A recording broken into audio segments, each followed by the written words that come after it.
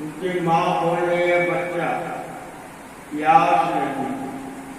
بچہ یہاں سے شانتی نگر اتنی دور جاتے ہیں غوث پاک رحمۃ اللہ علیہ.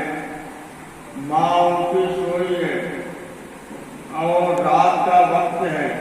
جا رہے ہیں مٹکا لے کر پانی لینے. کنواں سے پانی جیتتے ہیں. جیتنے کے بعد پانی وہاں سے لاتے ہیں اور اس کے بعد ان کی ماں کا آپ نیند آ گئی. اور یہ غوث پاک رحمۃ اللہ علیہ نے ایک پیالے میں پانی لے کے کھڑے ہیں. اس لیے نہیں جگا رہے ہیں کہ میری ماں کا نیند نہ خراب ہو جائے.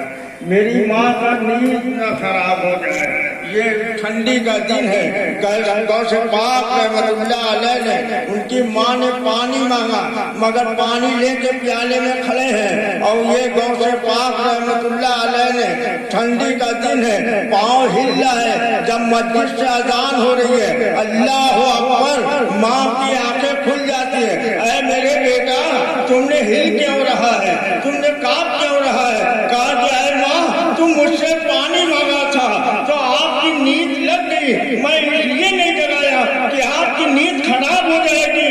تو ماں کہتی ہے اے میرے لال, اے میرے بیٹا, کہا کہ تم سو کیوں نہیں گیا؟ ماں اگر میں سو جاتا, اگر تیری موت آتی, اگر میں پانی نہ دیتا تو حشر کے دن ماں آپ کہتی مجھے کہ بیٹا میں نے پانی مانگا تھا آپ نے پانی نہیں دیا.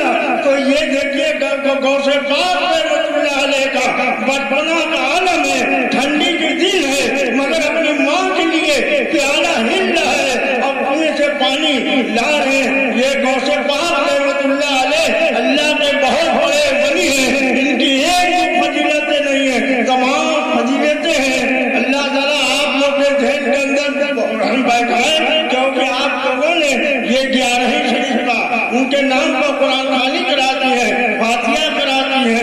انشاءاللہ ان کا 11 ہمیشہ قیامت تک قائم ہے. آمین.